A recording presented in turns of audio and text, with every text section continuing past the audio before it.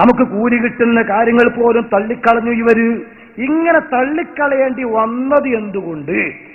അതാ ഞാൻ തുടങ്ങി വെച്ച്. എന്റെ മഹാന്മാരെ പാന്താവ് ഒഴിവാക്കി. അതിന്റെ പുറമെ പ്രമാണങ്ങളെയൊക്കെ തെളിവില്ലാതെയാക്കി മാറ്റി. അതിന് തുടക്കത്തിൽ 2 ക്ലിപ്പിയായിട്ടൊന്നു ബുഖാരി എന്തായിരുന്നാലും തള്ളാൻ പാടില്ല. അത് ഔദ്യോഗിക ഗ്രന്ഥമാണ്, അതിലൊറ്റ ലൈഫിൽ ആര് പറഞ്ഞാലും. പക്ഷെ നമ്മളെ തെളിവുകളൊക്കെ ബുഖാരി അടക്കമുള്ള ഹദീസിന്റെ ഗ്രന്ഥങ്ങളിൽ നിന്ന് നമ്മൾ ഓരോരുത്തരും ഓരോന്നെടുത്തുകൊണ്ടും തെളിയിക്കും. ആ തെളിവിൽ എല്ലാം അബൂദാവൂദ് ഉദ്ധരിക്കുന്ന ഹദീസ്, വാൽമീകിനെ തൊട്ട് ഉദ്ധരിക്കുന്ന ഹദീസിൽ അനസ്രീന് നെഞ്ഞമ്മ കയ്യെത്തണോ ഉണ്ട് എന്ന് പറഞ്ഞാൽ അവർ കേൾപ്പിക്കരുത്. ലോകത്ത് 4 മദ്ഹബുണ്ട്. 4 മദ്ഹബിൽ ഒരു മദ്ഹബില്ലാത്ത പരിപാടിയാണ് ഈ നെഞ്ഞുകെട്ടും കൊരിയുന്നവരെ. നെഞ്ഞുകെട്ടും കൊരിയെന്ന് പറഞ്ഞാല് നിൽക്കരിക്കുമ്പോൾ നെഞ്ഞു കെട്ടുക, സലാം വീട്ടിൽ കഴിഞ്ഞാൽ കുരച്ചിട്ട് പുറത്തേക്ക് ഇറങ്ങുക, വേർക്കാൻ നിൽക്കാതെ. ഇത് സത്യത്തിൽ വന്നവരെ കൊണ്ട് ചെയ്യിപ്പിച്ചതാ. എന്തുകൊണ്ട് നിങ്ങള് മറ്റോടത്തൊക്കെ നെഞ്ഞിന്റെ താഴെയുള്ള പരിപാടി അല്ലാതില്ല. അബൂദാവൂദ് ഉദ്ധരിക്കുന്ന ഹദീസിൽ വ്യക്തമായിട്ട് തന്നെ സ്വഹാബത്ത് പറയുന്നത്, അലി റളിയല്ലാഹു തആല അടക്കമുള്ള ആളുകൾ നമസ്കരിക്കുമ്പോൾ നെഞ്ഞിന്റെ പൊക്കളിന്റെയും താഴെ കൈവച്ചിരുന്നത്.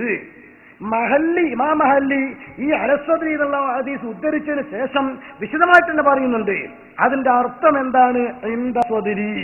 നെഞ്ഞിന്റെ അടിയിൽ നിന്നാണ്. അല എന്നുള്ളതിന് മേലേന്ന് അർത്ഥമുണ്ട്. എല്ലായിടത്തും മേലേന്ന് അർത്ഥം വെച്ചാൽ റസൂലുള്ളാഹി തങ്ങൾ പറയുന്നുണ്ട്, ദഖൽതു അലാ ആയിഷത, ഹദീസിലുണ്ട്, ഞാൻ ആയിഷയുടെ മേത്ത് കൂടെ ചവിട്ടിക്കയറ്റിയെന്ന അതിന്റെ അർത്ഥം. ആയിഷ ബീവിന്റെ അരികിലേക്ക് ചെന്നപ്പോൾ അല ഒരു പദത്തിന് ഒരുപാട് അർത്ഥം ഉണ്ടാവും.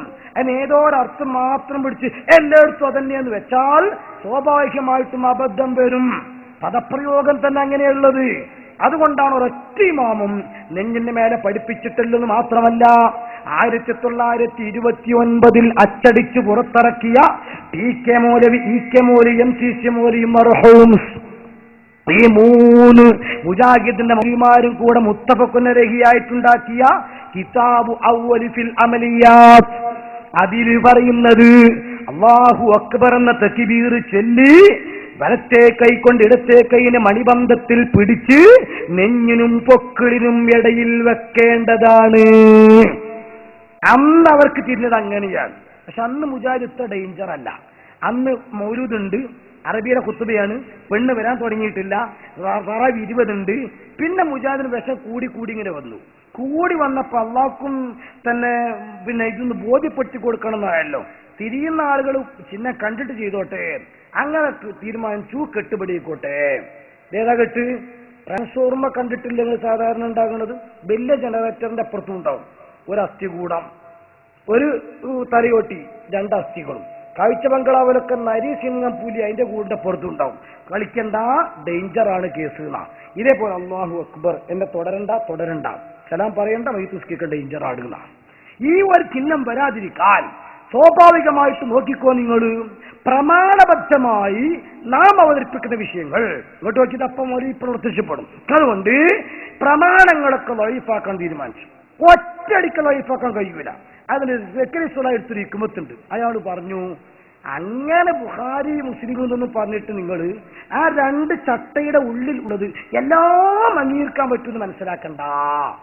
ആദ്യം ഇയാൾ പറഞ്ഞു ഒരൊറ്റൊന്നും ലൈഫില്ല, ഇപ്പൊ അവർക്ക് ലൈഫ് ആക്കണം. അതിന്റെ ഫസ്റ്റ് സ്റ്റെപ്പ് ഒന്നിട്ട് കൊടുക്ക്. സഹീൽ ബുഖാരി വിമർശനങ്ങൾക്ക് അതീതമാണെന്നോ, ഇമാം ബുഖാരി മഅസൂമാണെന്നോ, ആ 2 ചട്ടക്കുള്ളിലുള്ളത് എല്ലാം സത്യസമ്പൂർണ്ണമാണെന്നോ ആർക്കും ഇവിടെ വാദമില്ല. ഉണ്ട്. തൊട്ടു മുമ്പ് ഫസ്റ്റ് ഇട്ട ക്ലിപ്പിൽ ഇയാളുടെ ശിഷ്യൻ തന്നെ സദായി പ്രസംഗിച്ചത് എന്താണ്? സാധാരണക്കാർക്ക് അംഗീകരിക്കാൻ പറ്റുന്ന തെളിവേതാന്നാ ചോദിച്ച്. 1 അല്ല 2 കേട്ടുള്ളൂ. ഇമാം ബുഖാരിയുടെ സ്വഹീഹും ഇമാം മുസ്ലിമിന്റെ സ്വഹീഹും. ആരൊക്കെ എന്തൊക്കെ പറഞ്ഞാലും ഒറ്റൊന്ന് പോലും ദഈഫില്ല. മുസ്ലിം പണ്ഡിത ലോകത്ത് ധാരാളം ചർച്ച നടന്നിട്ടുണ്ട്. ഒരു സാധാരണക്കാരന് വിശ്വസിക്കാവുന്ന ഒരു ഹദീസ് ഗ്രന്ഥം ഏതാണ്? 1 അല്ല 2 കേട്ടോളൂ. ഇമാം ബുഖാരിയുടേതും ഇമാം മുസ്ലിമിന്റേതും. ഇമാം ബുഖാരിയുടെയും ഇമാം മുസ്ലിമിന്റെയും സ്വഹീഹുകളിൽ ഒന്നുപോലും ലഈഫില്ല. ആരൊക്കെ എന്തൊക്കെ പറഞ്ഞാലും ഒരു ഹദീസ് പോലും ലഈഫുള്ളതായിട്ട് ആർക്കും കാണിക്കാൻ സാധ്യമല്ല. അതുമായി ബന്ധപ്പെട്ട ദീർഘമായ ചർച്ചകൾ ഇസ്ലാമിക ലോകത്ത് എന്നും ഉണ്ടായിട്ടുണ്ട്. പിന്നെ എങ്ങനെ ഇപ്പൊ ലൈഫാണ് വിവരം കിട്ടിയത്? ഒന്നും കൂടി ചിന്തിക്കുക. ഏത് ഈ ഗ്ലാസ് നോസ്റ്റും പെരിസ്ട്രോയിക്കയും ഇസ്ലാമ് പറ്റൂലല്ലോ. ഇസ്ലാമിന്റെ അടിസ്ഥാന സിദ്ധാന്തം തന്നെ മാറ്റാൻ ജിബ്രീൽ ഇറങ്ങി വരൂലല്ലോ. ഈ ബുഖാരിക്ക് ലൈഫാക്കാനതിന്റെ അർത്ഥം എന്താ? നിങ്ങള് പോലീസ് സ്റ്റേഷനിൽ കളവ് നടക്കുകയെന്നാ. ആഹാ, കളവ് നടക്കുമ്പോ പരാതിപ്പെടാനുള്ള സ്ഥല പോലീസ് സ്റ്റേഷൻ. പെറ്റീഷൻ കൊണ്ടുവന്നപ്പോ എസ് ഐ സാറ് പറഞ്ഞു, എക്സ്ക്യൂസ് മീ, ഇരിക്കട്ടെ അവിടെ, എന്ത് അതിലെ ഫയല് കട്ടുകൊണ്ടേക്കുന്നത്, എന്താ ചെയ്യാ, ഇനി അങ്ങോട്ടാ പോവാ. കാരണം ഖുർആൻ കഴിഞ്ഞ പ്രബല തെളിവല്ലേ ബുഖാരി. ഈ ബുഖാരി മുഴുവനും അംഗീകരിക്കാൻ പറ്റൂല. ഇതൊരു മൗലവി പറഞ്ഞപ്പോ മറ്റേ ഗ്രൂപ്പിലെ മൗലവി പറഞ്ഞു, ആ നിങ്ങളങ്ങനെ മൊത്തത്തിൽ പറഞ്ഞല്ലേ, ഞാൻ 60 എണ്ണം ലൈഫാക്കിയിട്ടുണ്ട് പോരെ. ആഹാ, സലാഹുലമി ധൈര്യത്തോടു കൂടെ മുപ്പര് പിന്നെ അങ്ങനെയാണ് ഹദീസ. അപ്പൊ അതുകൊണ്ട് മൂപ്പര് പറഞ്ഞു, ഞാൻ 60 എണ്ണം ലൈഫാക്കിയിട്ടുണ്ട്. ഇസ്ലാം കൊണ്ടാ കൂട്ടിയേക്കാളി നോക്കണം. 60 ലൈഫാക്കി. നമുക്ക് പറയാം, ഒരേക്കർ തെങ്ങും തോട്ടുണ്ടായിരുന്നു, ഒരു മോളെ കെട്ടിച്ചു, കടം വന്നു, 10 സെന്റ് ഞാൻ വിറ്റിട്ടുണ്ട്, ആരും ചോദിക്കൂല. ഇതങ്ങനെയല്ല ഇസ്ലാമിന്റെ പ്രമാണ. സ്വന്തം തറവാടല്ല, സ്വന്തം പേരെ സ്ഥലമല്ല. ലക്ഷക്കണക്കിന് മുസ്ലിമീങ്ങൾക്ക് ഖിയാമത്ത് നാളെ വരാനുള്ളവർക്ക് പ്രമാണാണത്. ആ പ്രമാണം തള്ളിക്കളയാൻ ആരവകാശം കൊടുത്തു? ചിന്തിച്ചോ, മരിച്ചു പോകേണ്ട തടിയാ നമ്മള്. വിശദമായിട്ട് മനസ്സിലാക്കിക്കോ. സലാഹുലമി തള്ളി വിട്ടു. ഞാൻ 60 ഹദീസ് ലൈഫാക്കിയിട്ട് വിചാരിച്ചത് എന്തെങ്കിലും നഷ്ടപ്പെട്ടുള്ള സുന്നത്ത്. നിങ്ങൾ 60 ഹദീസ് ലൈഫാക്കിനെ പറയലാതെ കൂട്ടരെ ഞാൻ ഒരു ഹദീസ് ലൈഫാക്കിയോണ്ട് മുജാഹിദ് പ്രസ്ഥാനം വിശ്വസിച്ചു പോകുന്ന ഏത് വിശ്വാസത്തിനെ നഷ്ടം സംഭവിച്ചത്? ഏത് സുന്നത്തെ അവർക്ക് നഷ്ടപ്പെട്ടത്? നിങ്ങൾ 100 സുന്നത്തെ നഷ്ടപ്പെടുക, എന്താ പ്രശ്നം? ഒരുപാട് ഇതുപോലെ എണ്ണുന്നുണ്ട്. പക്ഷെ നമ്മളെ സമയം, നമ്മൾ നിയമത്തെ മാനിക്കുന്ന ആളുകളാ. അതുകൊണ്ട് മാത്രമല്ല ഇത് ഇട്ടാ തീരുന്ന പ്രതീക്ഷ നമുക്കില്ല. ഞാൻ കൊണ്ടുവന്നപ്പോ ആ ചെറിയ ലാപ്ടോപ്പ് എൻ്റെ അടുത്തുള്ളത്. ആ ലാപ്ടോപ്പ് തന്നെ ഇപ്പൊ 600 ചില്ലാന് ക്ലിപ്പ് ഇടാണ്ട്. അപ്പൊ എത്ര ദിവസം വേണ്ടി വരും? അപ്പൊ ഏതായാലും ഒക്കെ തീരുണ്ടെന്ന് ഉറപ്പാണ്. അപ്പൊ പിന്നെ